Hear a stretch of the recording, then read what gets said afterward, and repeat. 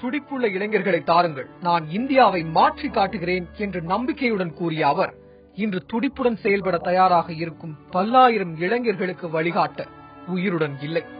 ஆனால் அவரது கருத்துக்கள் இன்றும் இந்தியர்கள் மத்தியில் தேசபக்தியையும் தன்னம்பிக்கையையும் விதைத்துக் கொண்டுதான் இருக்கின்றன.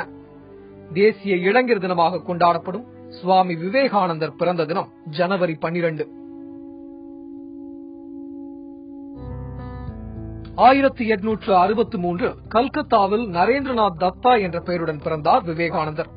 மிகவும் கலகலப்பான குறும்புத்தனமான பிள்ளையாக வளர்ந்தான் நரேன் என்று அழைக்கப்பட்ட நரேந்திரநாத். இளம் வயதில் இருக்கும் பொழுதே சமூகத்தில் நிலவிய மூட பழக்க வழக்கங்கள் பற்றி கேள்விகளும் சந்தேகங்களும் எழுப்பினான். 8 வயது இருக்கும் பொழுது தனது நண்பன் வீட்டில் வளர்ந்து வந்த செண்பகப்பூ மரத்தில் ஏறி விளையாடுவது என்றால் ரொம்ப பிடிக்குமாம். குறும்புத்தனம் அதிகம் கொண்ட நரேன் அதில் தலைகீழாக தொங்குவானாம். ஒருமுறை இதை பார்த்த ஒரு பெரியவர் அவனிடம் வந்து, நரேன், இந்த மரத்தில் பெரிய கொடூரமான பேய் ஒன்று இருக்கிறது, இதில் ஏறுபவர்களின் கழுத்தை அது நெரித்துவிடும், சீக்கிரம் கீழே இறங்கு என்றார்.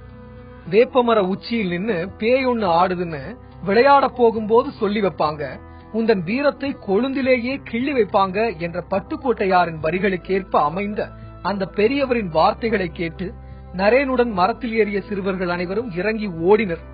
ஆனால் நரேன் மட்டும், டேய், கழுத்தை நெரிப்பதாக இருந்தால் அது எப்பவோ செய்திருக்குமே, பேயும் இல்லை பூதமும் இல்லை, வந்து ஏறுங்க என்று தன் நண்பர்களுக்கு அறிவுரை கூறினான். அந்த வீரமும் தன்னம்பிக்கையும் பகுத்து அறியும் திறமையும் அவருடன் என்றும் இருந்த குணங்கள். பிற்காலத்தில் துறவரம் ஏற்ற பின்னரும் இதே வீரத்தை தான் அவர் அனைத்து இளைஞர்களுக்கும் போதித்தார்.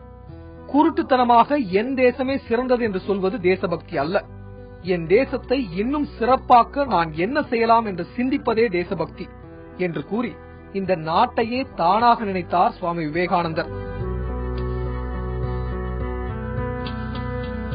அந்த மாமனிதரின் 150வது பிறந்த நாளை கொண்டாடும் இந்த வேளையில் அவர் ஆசைப்பட்ட சிறந்த இந்தியாவை உருவாக்க புதிய உறுதிமொழி ஏற்போம்.